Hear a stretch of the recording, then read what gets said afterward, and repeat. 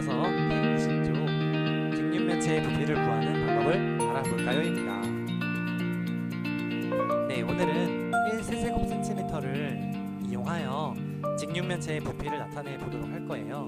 그리고 직육면체와 정육면체의 부피를 구하는 방법을 식으로 나타내 보도록 하겠습니다. 네, 교과서 120쪽의 그림을 보니까 부피를 구할 때 어떤 단위를 사용할까 이렇게 물음이 나왔어요. 우리는 이제 예전에 넓이에 대해서 공부했었죠.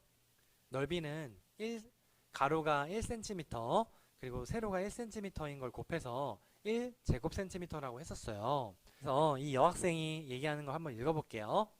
넓이를 구할 때는 한 변의 길이가 1cm인 정사각형의 넓이를 1제곱cm라고 단위로 사용했어.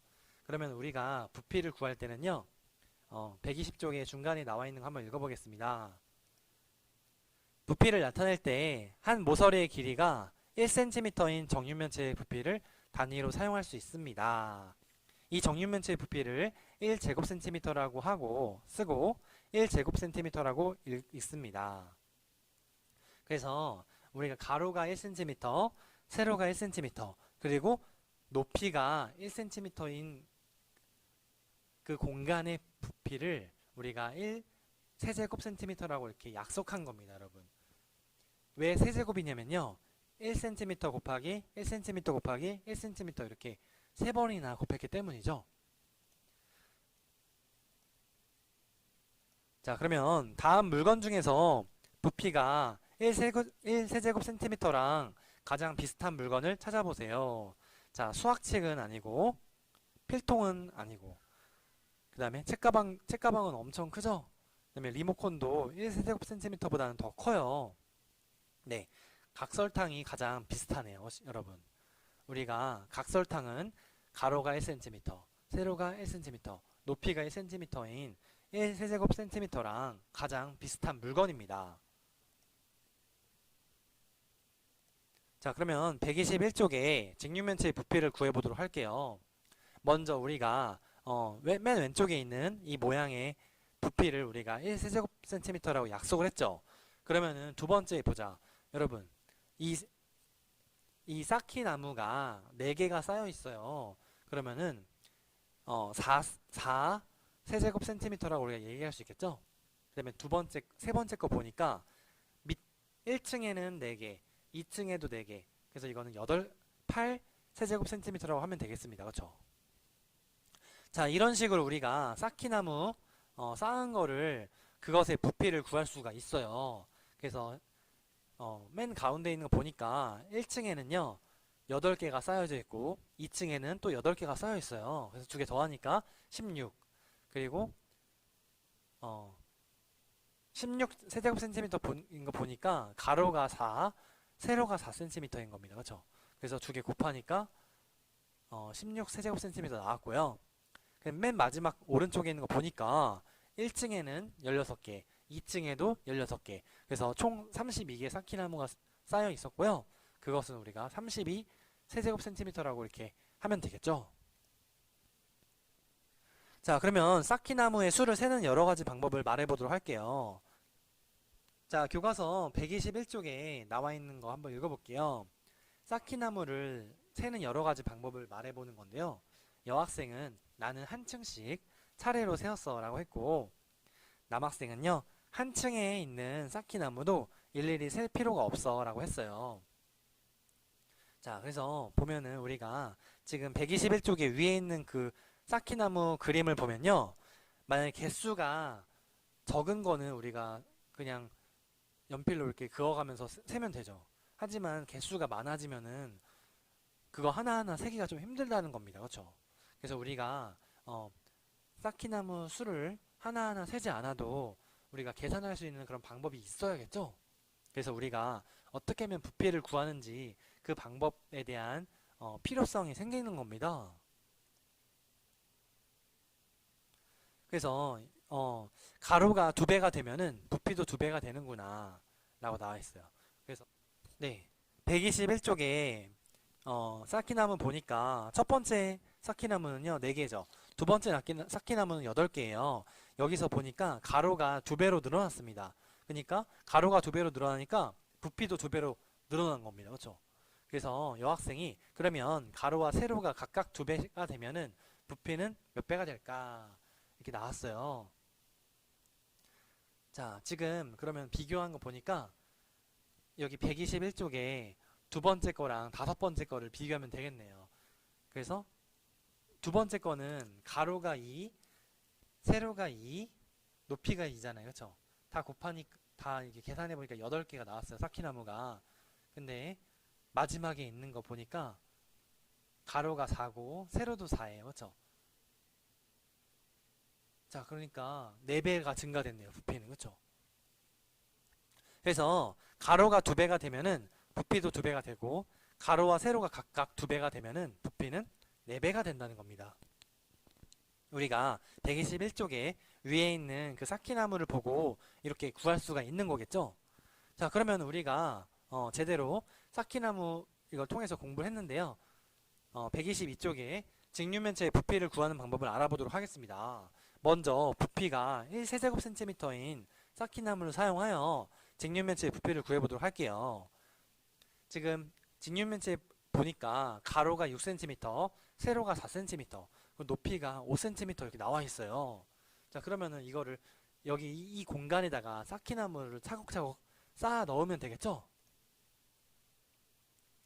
자, 먼저 보니까 가로에는 6개 이렇게 쌓았고요. 세로에는 4개를 쌓았어요. 한마디로 1층에 24개나 들어간다는 겁니다. 그렇죠?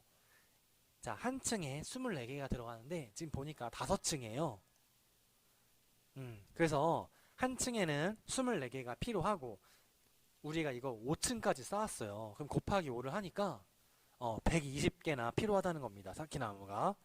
그래서 우리가 지금 이렇게 사키나무를 쌓아서 이 부피를 구했는데요. 그 원리를 보니까 직육면체의 가로, 그 다음에 세로, 그 다음에 높이까지 이렇게 세 가지를 곱하면은 이 직육면체의 부피를 구할 수 있다는 겁니다. 그렇죠? 그래서 이런 사키나무 쌓아서 부피를 구하는 그 원리를 통해서 우리가 이렇게 사키나무 이렇게 직육면체의 부피를 구하는 원리와 공식을 이렇게 발견해낸 겁니다. 그렇죠? 그래서 122쪽에 밑에 보니까 직육면체의 부피는 가로 곱하기 세로 곱하기 높이라는 겁니다. 그리고 이걸 또 바꿔 얘기하면요. 가로 곱하기 세로는 밑면의 넓이잖아요. 밑면의 넓이 곱하기 높이를 하면은 이 직육면체의 부피를 구할 수 있다는 말입니다. 네. 자, 그럼 122쪽에 이렇게 적어주면 되고요. 그럼 우리가 정육면체의 부피를 구하는 방법을 알아보도록 할게요. 정육면체는 가로, 세로, 높이가 모두 다 길이가 똑같아요. 그래서 지금 보니까 한 변의 길이만 알면은 이 정육면체의 부피를 구할 수 있을 겁니다. 그렇죠? 자, 여러분 정육면체는 정사각형이 6개의 면이 모여서 만든 그런 입체 도형이에요. 그래서 가로랑 세로, 높이의 그 길이가 모두 똑같습니다. 그래서 정육면체 부피는요. 가로도 5, 세로도 5, 높이도 5이기 때문에 이걸 다 곱하면 125가 이렇게 나오는 거겠죠? 정육면체는요. 모서리 12개의 길이가 모두 같습니다. 그쵸? 모서리가 12개가 나오잖아요. 그쵸? 그래서 가로, 세로, 높이가 모두 같습니다. 네, 이렇게 정육면체의 부피를 구할 때는요. 한 변의 길이만 알면은 우리가 정육면체의 부피를 구할 수가 있어요.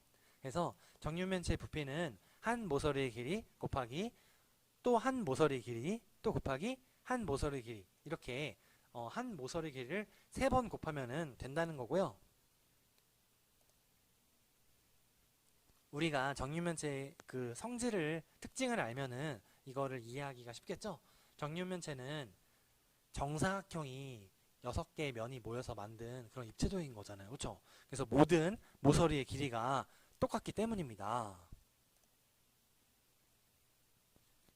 자, 그러면 123쪽에 있는 문제 5번 한번 부피를 구해보도록 할게요. 첫 번째 거 이거 곽티슈네요. 근데 이거 어떤 거예요? 정육면체죠? 자, 한 변의 길이가 한 모서리의 길이가 15cm인 거예요. 그래서 15cm 곱하기 15cm 곱하기 15cm를 하면은 우리가 이 부피를 구할 수가 있는 거고요. 자, 두 번째는 책입니다. 가로, 세로, 높이 이거 세 가지를 또 곱하면은 이 책의 부피를 구할 수가 있는 거겠죠? 자, 그 다음에 세 번째는요, 컴퓨터 본체예요. 가로가 15, 세로가 40, 그리고 높이가 50입니다. 이 가로, 세로, 높이를 다 곱하면은 우리가 컴퓨터 본체의 부피를 확실하게 구할 수가 있겠네요.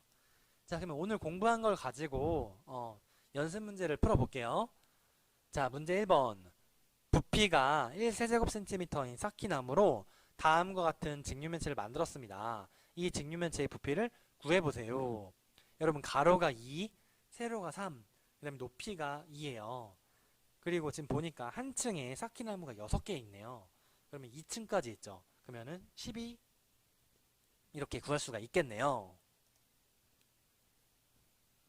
자, 두 번째. 쌓기나무 보니까 가로가 5칸, 자, 세로가 4칸, 높이는 2층까지 있네요. 그래서 5 곱하기 4 곱하기 2를 해주니까 우리가 구하려는 부피를 이렇게 40이 나왔어요. 40 세제곱 센티미터. 자, 문제 3번. 직류면체의 부피를 구하는 방법은 가로 곱하기 세로 곱하기 높이, 이렇게 우리가 구했었죠? 자, 그러면 문제 4번. 정육면체의 부피를 구해보세요. 네, 정육면체는 모든 변의 길이가 똑같아요. 모든 모서리 길이가 똑같기 때문에 우리가 6을 이렇게 3번 곱하면 되는 거겠죠? 그래서 6 곱하기 6 하니까 36이고 거기다 또 6을 곱하니까 216 이렇게 나오네요. 그래서 216 세제곱 센티미터라고 하면 되겠습니다. 자, 문제 5번. 부피가 64인 정육면체의 한 모서리 길이를 구해보세요. 여러분, 부피가 64라고 합니다. 그러면은 우리가 한 변의 길이를 3번 곱하면 되는 거잖아요. 근데 64는 4를 3번 곱하면 나오는 그런 수네요. 그래서 4 곱하기 4를 하니까 16. 그 다음에 또 거기다 곱하기 4를 하니까 64 이렇게 나오네요. 그래서 한 모서리의 길이는 4cm라고 이렇게 우리가 구할 수가 있는 거겠네요. 여러분, 이거를 문제 해결하기 힘들면은 한번 한 모서리 길이를 뭐 3이라고 생각하고 한번 곱해보는 거예요. 그럼 3 곱하기 3 곱하기 3 하면은 이 27이 나오죠? 그럼 아니네 하고 이제 다른 숫자인 4를 또 3번 곱해보는 거예요.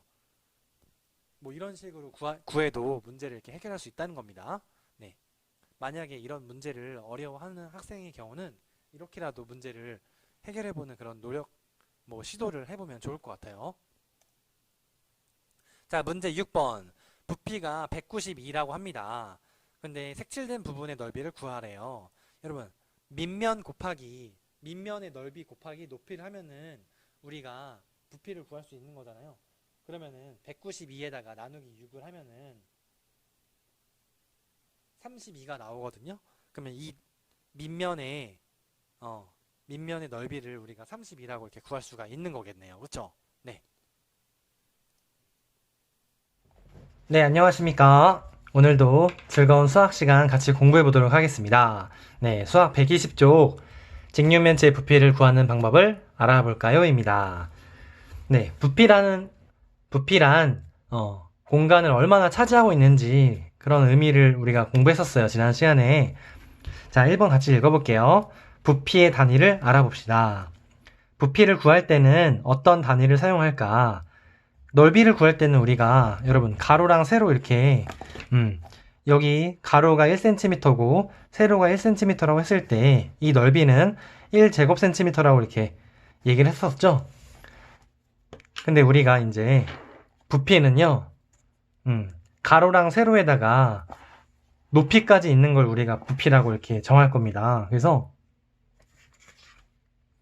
지난 시간에 가져왔던 거 공부했던 거 잠깐 보니까 여러분 여기 지금 정육면체가 있어요. 쌓기나무 하나랑 그 모양이 비슷해요. 그쵸? 지금 이거 쌓기나무 이게 하나잖아요. 그쵸 여러분? 이거랑 모양이 비슷한데 여기 밑면에 가로의 길이가 있고요. 그 다음에 여기 세로가 있습니다. 그쵸?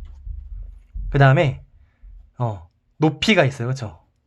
이 세 가지를 다 우리가 고려할 거예요. 부피라는 걸 구할 때. 그래서 가로가 1cm, 세로도 1cm, 높이도 1cm라고 할 때 이 쌓기나무 하나에 이 규격의 정육면체의 부피를 우리가 1세제곱센티미터라고 할 거예요. 그래서 가로 곱하기 세로 곱하기 높이에서 이렇게 부피를 구한다는 거. 자, 120쪽의 가운데 거 한번 읽어볼게요. 부피를 나타낼 때 한 모서리의 길이가 1cm인 정육면체의 부피를 단위로 사용할 수 있습니다. 이 정육면체의 부피를 1세제곱센티미터라고 쓰고 1세제곱센티미터라고 읽습니다. 그래서 가로, 세로, 높이까지 3개를 다 곱했을 때 이렇게 1세제곱센티미터가 나오는 거겠죠? 자, 다음 물건 중에서 부피가 1세제곱센티미터랑 가장 비슷한 물건을 찾아보세요. 그러면은 이런 쌓기나무처럼 가로가 1cm, 세로가 1cm, 높이가 1cm인 그런 물건을 찾아야겠죠? 딱 거의 한 이만한 거예요. 그렇죠? 수학책은 이거보다 훨씬 크죠? 필통도 이거보다 훨씬 커요. 그렇죠? 책가방은 더 크죠? 자, 리모컨도 적어도 이거 몇 배는 돼요. 그렇죠? 자, 각설탕 맞습니다.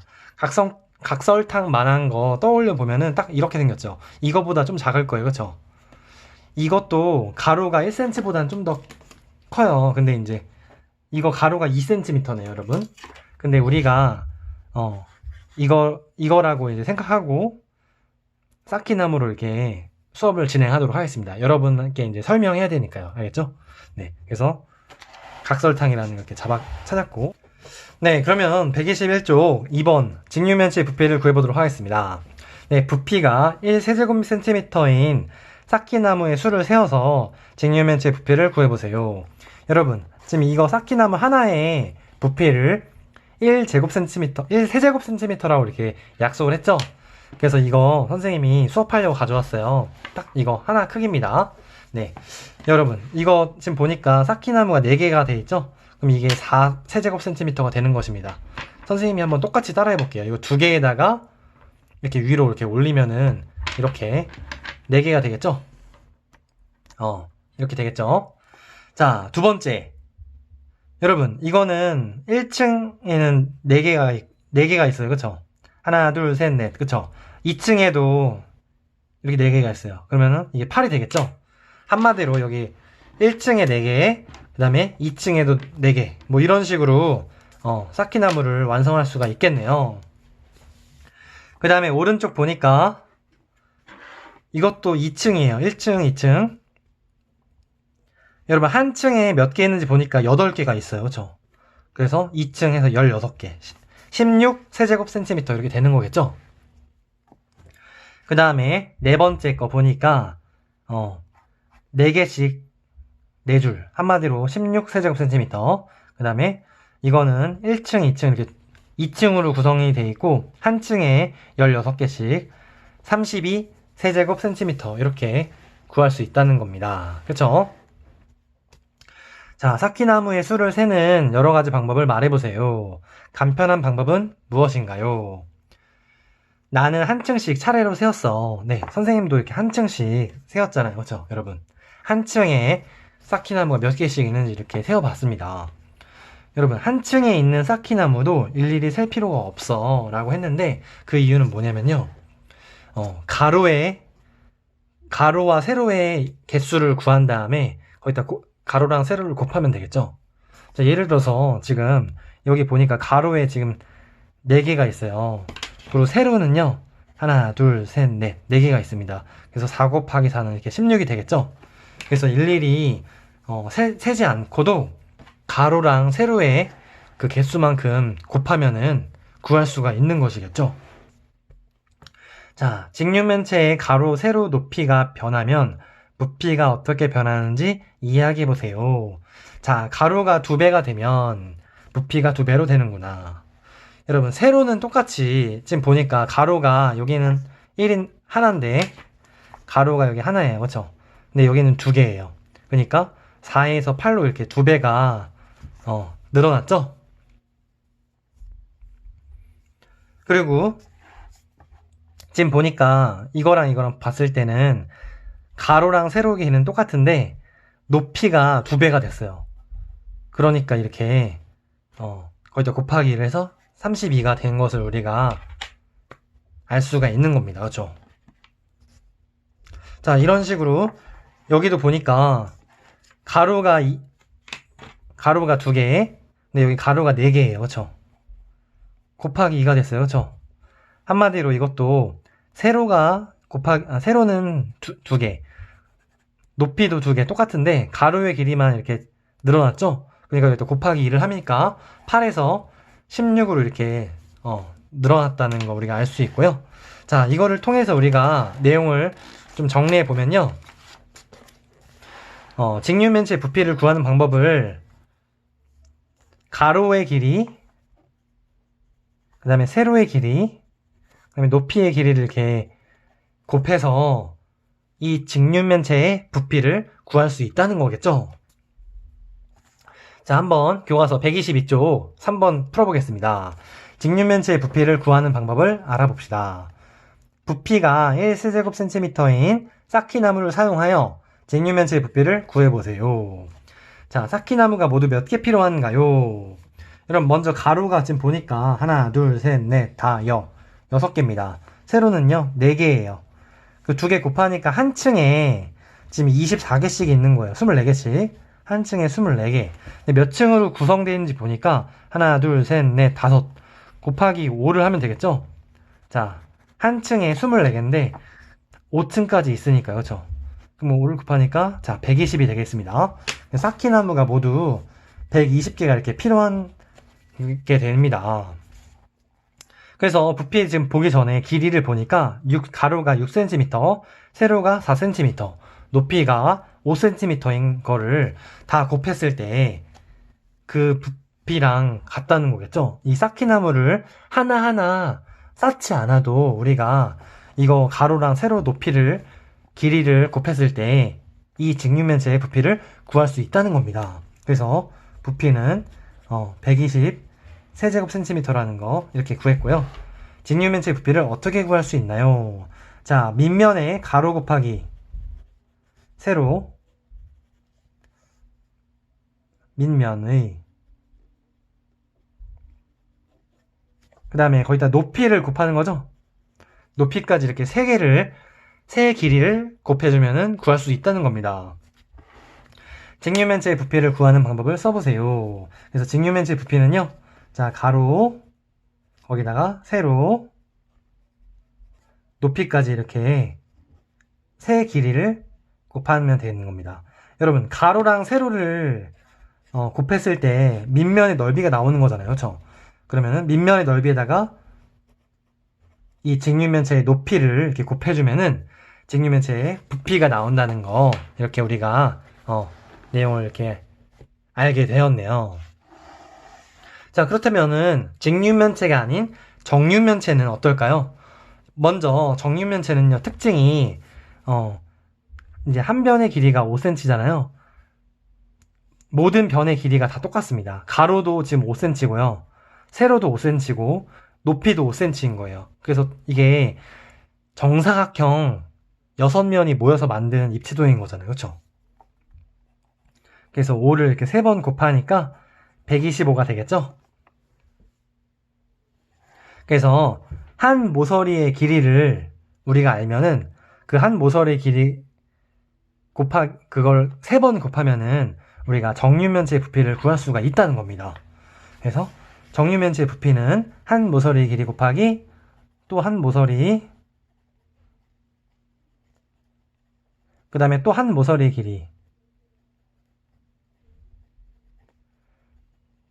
이렇게 3번 곱하면은 우리가 정육면체의 부피를 구할 수가 있다는 것이겠죠? 자, 그러면은 5번 주변에서 볼 수 있는 여러가지 직육면체의 부피를 구해봅시다. 여러분, 지금 이렇게 3가지 입지도형이 있어요. 자, 먼저 첫 번째 거는 정육면체네요. 자, 15 곱하기 15 곱하기 15 이거 세 개를 곱하면 돼요. 그렇죠?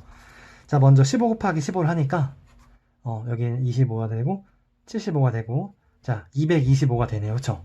거기다 또 15를 곱하래요. 자, 그럼 여기다 밑에다가 선생님이 이렇게 구하는 거 구해보도록 하겠습니다. 25에다가 12에다가 되고 225 5, 7, 3, 3. 자, 첫 번째 정육면체의 부피는요 3375 세제곱센티미터 이렇게 됩니다. 자, 두 번째 20 곱하기 27 먼저 해야겠죠? 27 곱하기 20 하니까 14에다가 자, 540이 되네요. 거기다 또 곱하기 6을 하니까요. 여긴 0이 되고 24에다가 자 3240 세제곱센티미터 이렇게 됩니다. 그 다음에 자 먼저 15랑 40 곱하니까 40에다가 15 곱하니까 200이고 400 하니까 600이네요. 그쵸? 600 곱하기 50을 하니까 3만이 나오네요. 그쵸? 그래서 3만 세제곱 센티미터 이렇게 우리가 우리 주변에서 볼 수 있는 여러 가지 직육면체 부피를 이렇게 구할 수가 있었습니다. 첫 번째는요 곽티슈였고요. 두 번째는 두꺼운 책이었고 세 번째는 컴퓨터 본체였습니다. 자, 그러면 오늘 이렇게 직육면체 부피를 구하는 방법을 우리가 알아봤는데요. 첫 번째로 직육면체 부피를 구할 때는 가로 곱하기 세로 그 다음에 높이를 해주면 된다는 것이고요. 정육면체 같은 경우에는 한 모서리의 길이를 알면은 모든 모서리의 길이가 똑같기 때문에 그거 세 개를 한 모서리 길이 곱하기 한 모서리 길이 곱하기 또 한 모서리 길이 모서리 길이를 3번 곱하면은 정육면체의 부피를 구할 수 있다는 겁니다. 자, 그러면은 오늘 수학 수업은 여기까지고요. 내일은 지금 오늘 공부한 거에 해당하는 수학 익힘책 문제를 풀 거예요. 수학 익힘책 80쪽부터 83쪽까지 여러분이 먼저 풀어주고요. 그 다음에 선생님의 풀이 영상을 또 보면서 공부하면 좋을 것 같습니다. 네, 그럼 여기까지 수업 마치도록 하겠습니다.